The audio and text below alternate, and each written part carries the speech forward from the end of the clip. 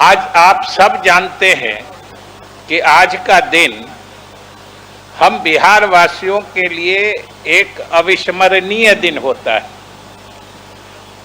अविस्मरणीय दिन इसलिए होता है कि आज ही का वो दिन था जब हमारे प्रदेश ने एक भौगोलिक और प्रशासनिक इकाई के रूप में ये स्वरूप ग्रहण किया था।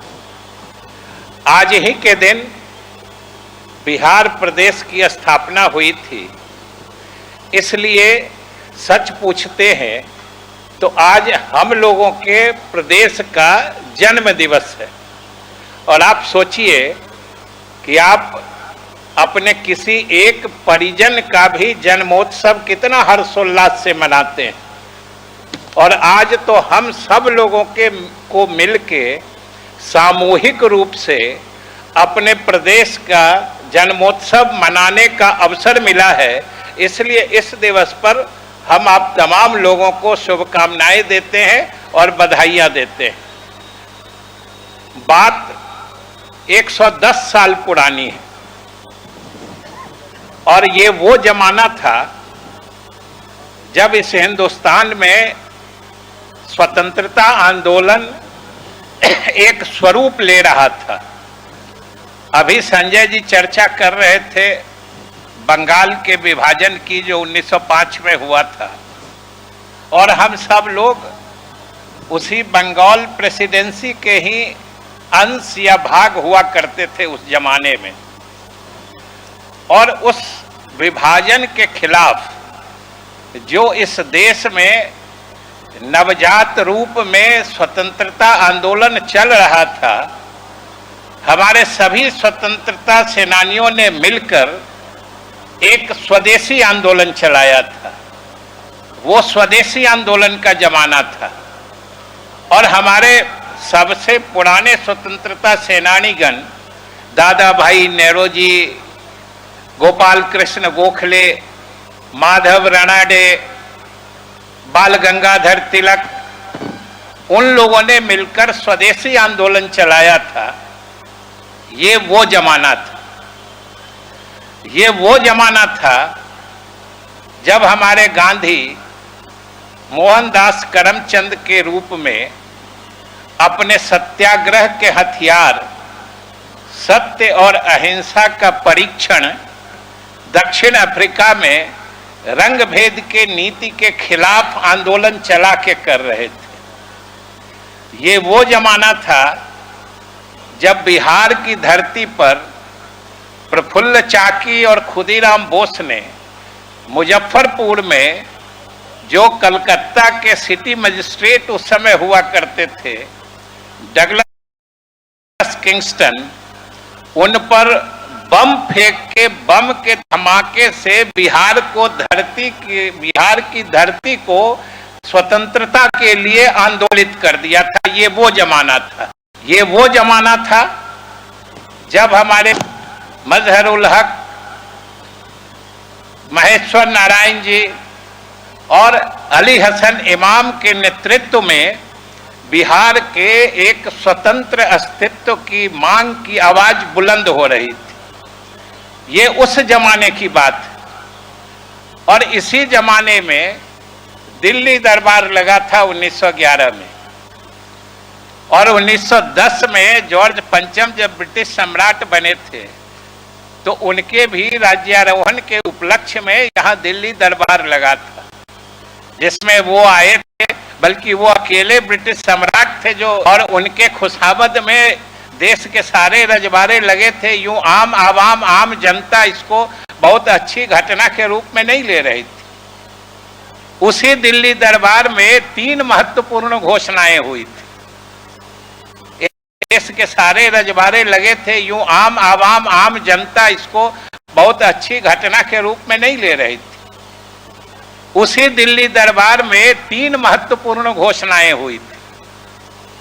एक तो हिंदुस्तान का प्रशासनिक मुख्यालय कलकत्ता से दिल्ली आया, दूसरा बंगाल का विभाजन निरस्त हुआ, और तीसरा जो हम सबों के लिए सबसे अधिक मायने रखता था कि बंगाल को विभाजित करके बिहार का इलाका, छोटानागपुर का इलाका और उड़ीसा के इलाके को मिला के एक स्वतंत्र बिहार और उड़ीसा प्रदेश बना।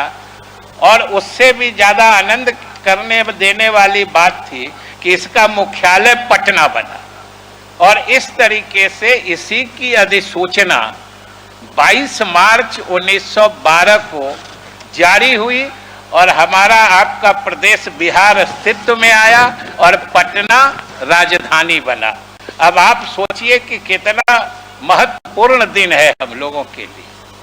लेकिन एक चीज और भी हमें याद रखनी चाहिए कि ये इतिहास तो किताबों में पढ़ी थी, अभिलेखागार में पढ़ा था, बहुत सारे सरकारें आई गई, कहां किसी ने खोज की, किसी ने तो पलट के इसको देखने की कोशिश। हम सबको याद रखने की बात है कि इस चीज पर नजर वही डालता है जो दूर दृष्टि रखता है, परख की नजर रखता है और खोजी नजर रखता है। और आप सबको बताने में मुझे कोई गुरेज नहीं है कि कितनी सरकारें आई, कितनी गई, लेकिन वो समय तब आया जब हमारे नेता नीतीश कुमार इस प्रदेश के मुखिया बने, जब उन्होंने 22 मार्च 1912 को खोज की और इसको खोज के हम सबों के गौरव और सम्मान को हमारे सामने बिछा के रख दिया। आप सोचिए कितनी बड़ी चीज। हम अपने इतिहास को भूलते जा रहे थे, लेकिन इस इतिहास को खोज के हम लोगों के सामने लाके बिहार की अस्मिता की, बिहार के सम्मान को, बिहार की इज्जत को हमारे आपके बीच स्थापित किया। और तब से लगातार इनके नेतृत्व में हम लोगों की सरकार बिहार के खोए गौरव को फिर से प्राप्त करने की कोशिश में लगी है। साथियों, इस बार का जो इसका थीम है, जो केंद्रीय विषय है जिस पर ये पूरा आयोजन है, वो भी आप सबने देखा है कि वो जल जीवन हरियाली का कार्यक्रम है। ये मैं अपने को सौभाग्यशाली मानता हूं कि मुख्यमंत्री जी ने मुझे उस समय बिहार विधानसभा के अध्यक्ष के रूप में काम करने का मौका दिया था और इन्हीं के परामर्श पर एक पूरे दिन का लगभग 8, 9, 10 घंटे का विधानमंडल के दोनों सदनों के सदस्य, बिहार सरकार के तमाम वरिष्ठ अधिकारीगण, सबों ने मिलकर जलवायु परिवर्तन जैसे वैश्विक संवेदनशील विषय पर विमर्श और मंथन किया था। और उस मंथन से जो नीति, जो कार्यक्रम निकल के आई, वही जल जीवन हरियाली। और इस जल जीवन हरियाली की गूंज न सिर्फ अपने देश में गूंजी है, बल्कि मैं तो खुद साक्षी हूं कि विधानसभा अध्यक्ष के नाते मुझे कंपाला, युगांडा के कार्यक्रम में जाने का मौका लगा था। जब हमने इस कार्यक्रम की वहां चर्चा की तो दूसरे देशों से आए हुए प्रतिनिधियों ने भी इसकी भूरी भूरी प्रशंसा की। तो ये हम सब के लिए सौभाग्य का बात है कि इतना दूर दृष्टि रखने वाला, भविष्य दृष्टा नेतृत्व हम लोगों के बीच है, जो बिहार को जिस अस्मिता और पहचान के लिए लोग पहले जानते थे, हम इसको उस ऊंचाई तक पहुंचाने के लिए संकल्पित। और आज तो बड़े अच्छे संयोग की बात है कि आज विश्व जल दिवस भी है। ये अच्छा संयोग बनता है कि 22 मार्च बिहार का भी जन्म दिवस है और विश्व जल दिवस भी है। उसका भी इस बार मुख्य थीम है जो भूतल का जल जो होता है, भूजल जिसको ग्राउंड वाटर कहते हैं। और बिहार के लिए तो वो सबसे अधिक प्रासंगिक है, क्योंकि हम लोग भूजल के मामले में फिर से बहुत कठिन दौर में प्रवेश कर रहे हैं। हम पहले भूजल के मामले में आफियत में हुआ करते थे, लेकिन लगातार बेरोक टोक के उसका इतना दोहन हुआ है बिना किसी नियंत्रण के कि फिर हम उसमें संकट की तरफ, वासियों को तो सचेत हो जाने की जरूरत है, क्योंकि हमारे पास सबसे बड़ी प्राकृतिक संपदा वही है।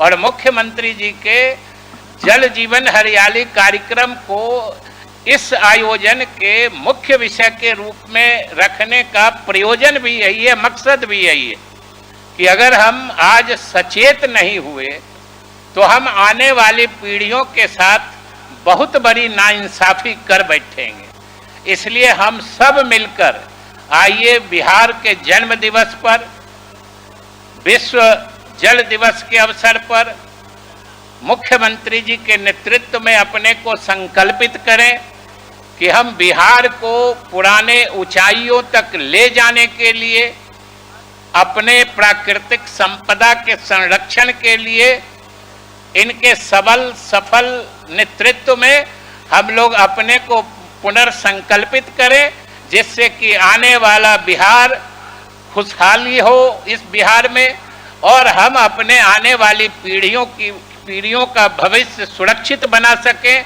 इन्हीं शुभकामनाओं के साथ फिर से एक बार आप सबों को बहुत बहुत धन्यवाद।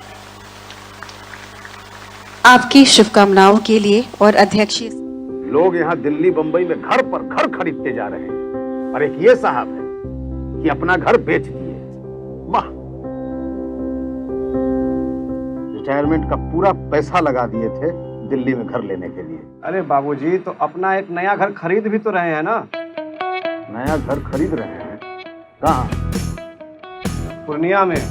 पूर्णिया में? हाँ। अरे बाबूजी, दिल्ली बंबई में घर खरीदना अच्छी बात है, लेकिन अपने घर पे घर खरीदना बड़ी बात है।